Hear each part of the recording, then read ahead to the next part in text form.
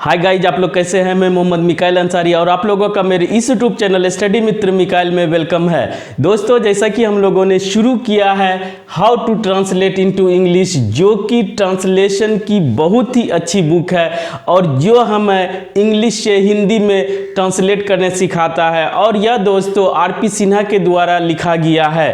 तो जैसा कि हम लोग अभी पढ़ रहे हैं दोस्तों, यह तीसरा चैप्टर है और हमारा जो टॉपिक चल रहा है वो वॉइस है दोस्तों। और वॉइस में अभी तक हम लोगों ने टेंस के वॉइस को देखे, एक्टिव और पैसिव को, और दोस्तों कुछ स्पेशल स्ट्रक्चर्स के भी एक्टिव से पैसिव में कन्वर्ट करने के लिए सीखे दोस्तों।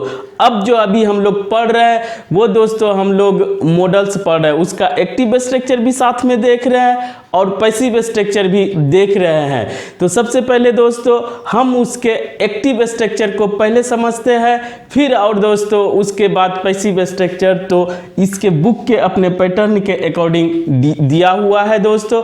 इसके साथ अगर आप इस चैनल पे नए हैं दोस्तों तो इसे सब्सक्राइब करें और इस वीडियो को लाइक करें दोस्तों, क्योंकि आपका लाइक करना और सब्सक्राइब करना मेरे लिए दोस्तों बहुत बड़ी बात हो जाती है। आइए दोस्तों देखते हैं कि आज हम लोग क्या सीखने वाले हैं। तो सबसे पहले दोस्तों इसके पैटर्न के अकॉर्डिंग कि सबसे पहले ये हिंदी वाक्य देते हैं, उसके बाद दोस्तों स्ट्रक्चर देते हैं, स्ट्रक्चर के बाद इस हिंदी वाक्य के हिंदी वाक्य को इंग्लिश में ट्रांसलेट करके सिखाते हैं और इसके साथ कुछ एग्जाम्पल्स और देते हैं दोस्तों। उसके बाद इसका एक्सरसाइज आपको देते हैं ताकि आप इसे अच्छे से समझ लें। और हम आपके साथ दोस्तों करते हैं कि इसके स्ट्रक्चर, इसमें यूज होने वाले स्ट्रक्चर को आपके साथ एक्सप्लेन करते हैं, डिस्कस करके और आपके लिए आसान बना देते हैं दोस्तों। और साथ ही साथ इसमें जो भी एक्स्ट्रा कंसेप्ट्स यूज होता है उसे भी हम आपके साथ डिस्कस करते हैं और आपके लिए आसान बनाते हैं, ताकि इसके एक्सरसाइज को आप आसानी से समझ के बना सकें। अगर इस बुक को आप दोस्तों समझ के बना लेते हैं, पढ़ लेते हैं, तो आप बहुत कुछ सीखेंगे और आपका इंग्लिश लैंग्वेज में बहुत सा इम्प्रूवमेंट हो जाएगा और आपकी समझ भी बढ़ जाएगी। तो आइए दोस्तों, आज हम लोगों का जो टॉपिक है वो एक मॉडल है शुड, उस पर देखेंगे दोस्तों, ठीक है। तो सबसे पहले इसके पैटर्न के अकॉर्डिंग, लेकिन ये दोस्तों पैसिव स्ट्रक्चर है, उस पे आधारित, उस पे बेस्ड है। सबसे पहले हम लोग शुड के एक्टिव स्ट्रक्चर को देखेंगे, ठीक है। तो सबसे पहले हम लोग देखते हैं कि शुड क्या होता है।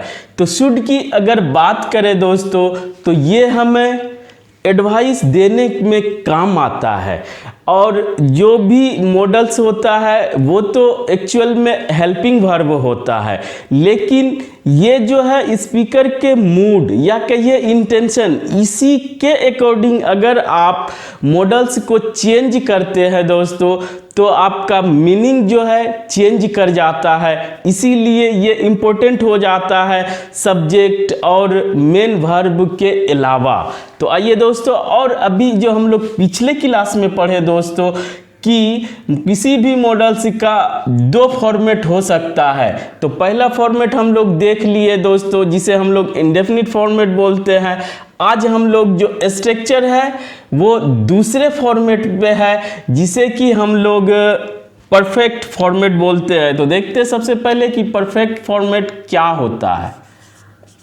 परफेक्ट फॉर्मेट, तो ये दोस्तों हम लोग पहले एक्टिव स्ट्रक्चर देखेंगे। तो परफेक्ट फॉर्मेट, इसी में सभी कंसेप्ट्स आ जाएगा दोस्तों। अब आप अच्छे से देखें और सुने। तो सबसे पहले एक्टिव स्ट्रक्चर में सब्जेक्ट प्लस कोई भी मॉडल दोस्तों, जैसे कि आज तो हम लोग शुड पढ़ रहे हैं और यहाँ पर कोई भी मॉडल हो सकता है। उसके बाद दोस्तों हैव, और हैव के बाद V3 प्लस ये ऑप्शनल होता है दोस्तों ऑब्जेक्ट या अदर वर्ड्स। और एक्टिव स्ट्रक्चर में आप ये जानते हैं दोस्तों, दोनों में डिफरेंस आप कर पाएंगे कि एक्टिव स्ट्रक्चर में जब सब्जेक्ट खुद एक्शन को परफॉर्म करता है, ये एक्टिव स्ट्रक्चर होता है।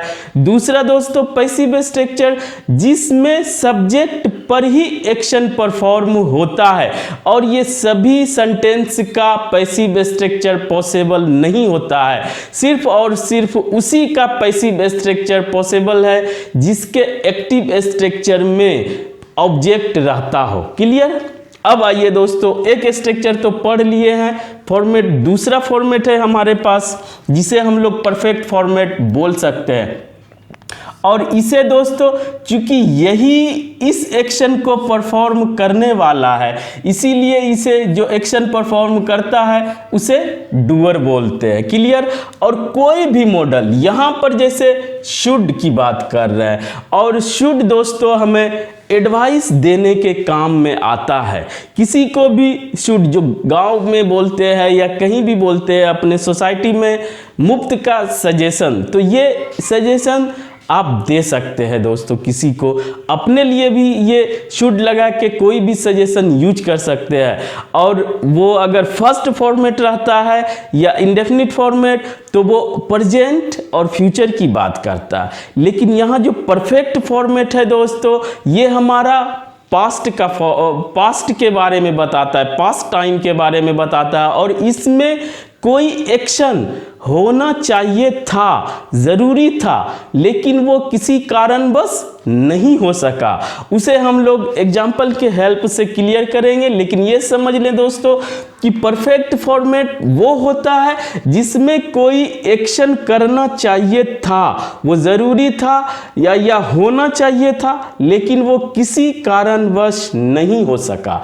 तो वो पास्ट की बात करता है, और उसका स्ट्रक्चर होता है एक्टिव स्ट्रक्चर में सब्जेक्ट डूअर, यानी कि वो खुद एक्शन को परफॉर्म करेगा, और मॉडल वो इंटेंशन ऑफ स्पीकर या मूड ऑफ स्पीकर, यानी कि ये मॉडल चेंज होगा तो सेंटेंस का या स्टेटमेंट का कहिए कि मीनिंग या सेंस चेंज हो जाएगा। टोटल सेंस इसी पर डिपेंड करता है दोस्तों।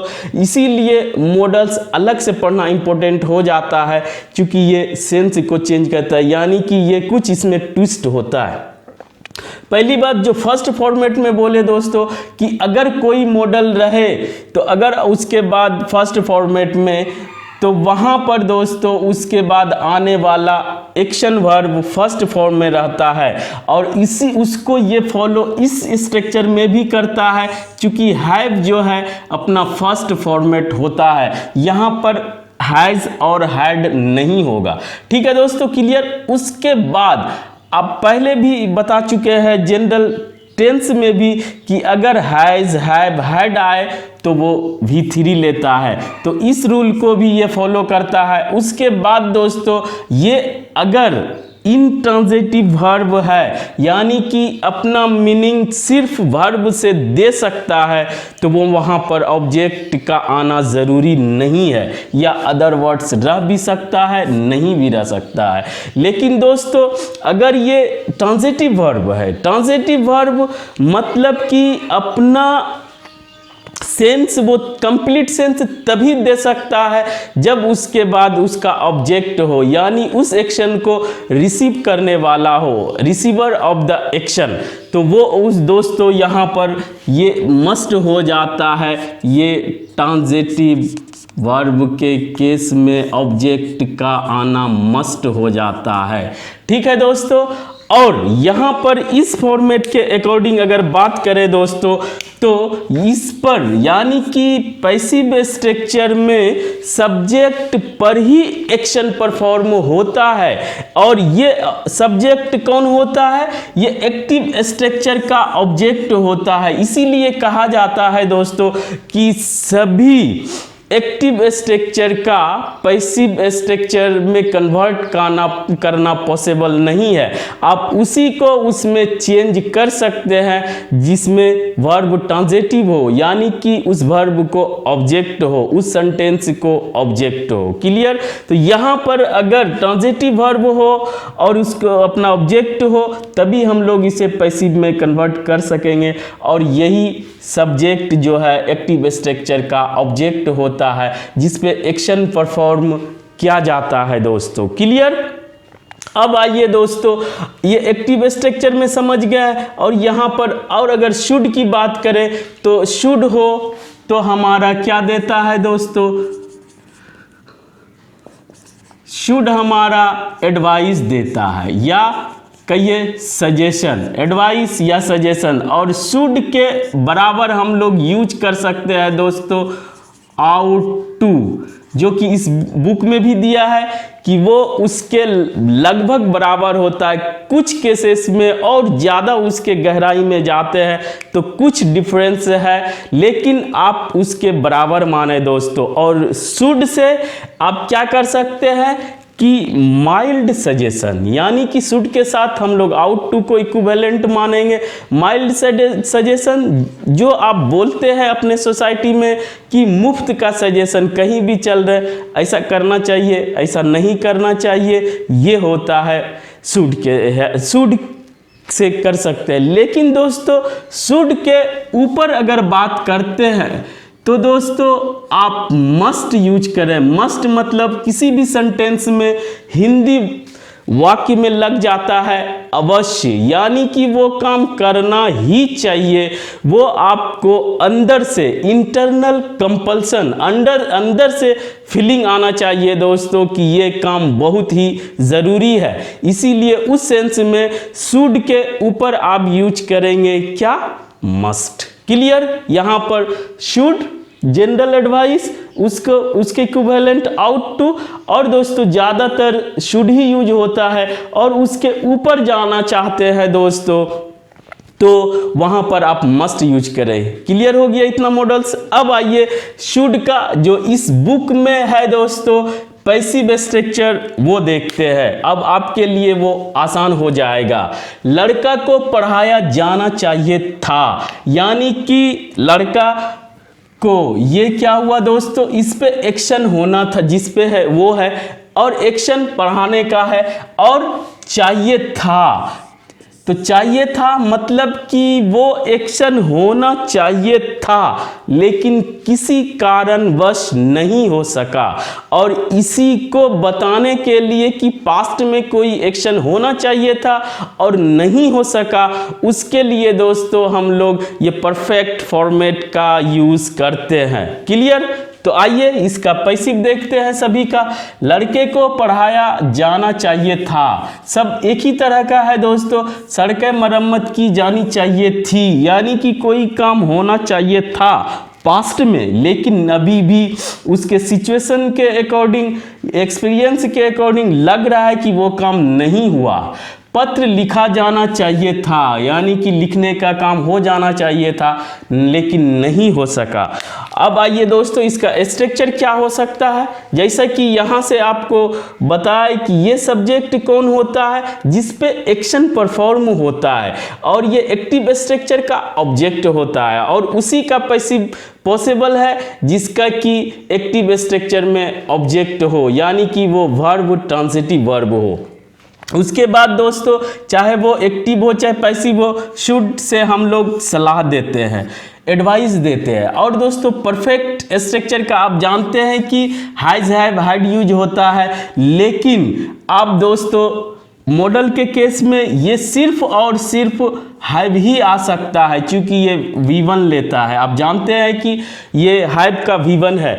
और दोस्तों जब भी आप पैसिव स्ट्रक्चर की बात करते हैं तो वहाँ पर बी का कोई ना कोई फॉर्म आएगा, उसके बाद वर्ब का थर्ड फॉर्म। तो यहाँ पर दोस्तों चूंकि परफेक्ट की बात कर रहा है, परफेक्ट टेंस नहीं है, परफेक्ट फॉर्मेट की बात कर रहा है, तो हैव बी का फॉर्म लेता है बीन। इसीलिए दोस्तों वर्ब का ये परफेक्ट फॉर्मेट बीन होता है, ये यही आएगा।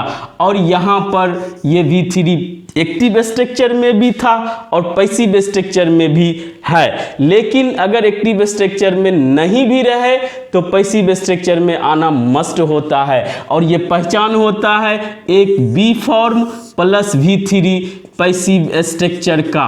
तो ये क्या हो गया दोस्तों, ये शुड का कोई एक्शन होना था पास्ट में लेकिन नहीं हो सका, उसका पैसिव स्ट्रक्चर है। और दोस्तों अगर इसमें उस एक्शन को करने वाला कोई है तो वहां पर आप एक प्रीपोजिशन लगा के आप उसे दे देंगे, अदरवाइज उसका कोई ज़रूरत नहीं है। ठीक है दोस्तों, अब आप आसानी से बना सकते हैं इसको। तो देखिए, लड़का को पढ़ाया जाना चाहिए था, जिसको पढ़ाया जाना चाहिए था वो एक लड़का है। उसके बाद दोस्तों शुड हैव, आप जानते हैं कि जो एक्शन नहीं हो सका था उसे करना चाहिए था लेकिन नहीं हो सका वो। और दोस्तों बीन प्लस V3 हमें बता रहा है कि ये हमारा पैसिव स्ट्रक्चर है। इस तरह से दोस्तों इसका क्या हुआ, लड़का को पढ़ाया जाना चाहिए था, अब boy should have been taught, लड़के को पढ़ाया जाना चाहिए था, boy should have been taught. और चाहे वो सब्जेक्ट सिंगुलर हो प्लूरल हो कोई भी हो दोस्तों, यहाँ पर हमारा सब कुछ फिक्स रहेगा, शुड हैव बीन और ये V3 ये फिक्स रहेगा दोस्तों, चाहे वो सिंगुलर हो चाहे प्लूरल हो। अब आइए जो दोस्तों 3 और 4 जो हमारा एग्जाम्पल है वो एक्चुअल में पैसिव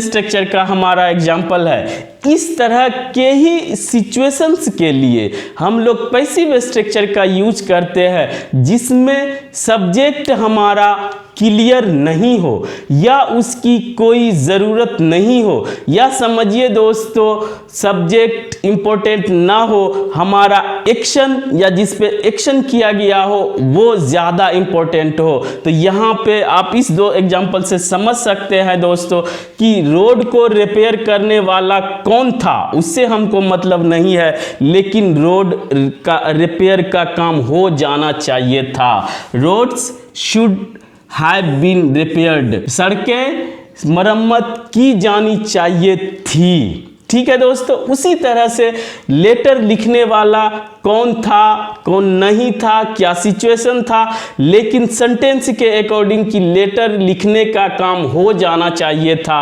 अगर इस तरह का रहे तो ये दोस्तों जिस पे एक्शन होना था उस पे हो जाना चाहिए था, ये शुड बता रहा है, शुड हैव। और दोस्तों ये बता रहा है हमारा पैसिव स्ट्रक्चर की हो जाना चाहिए था लेकिन नहीं हो सका। इस तरह से दोस्तों हम लोगों ने मॉडल्स के दोनों फॉर्मेट्स को देख चुके दोस्तों, एक इंडेफिनिट फॉर्मेट एक परफेक्ट फॉर्मेट, और दोस्तों इस तरह से इसका पैसिव भी देख चुके।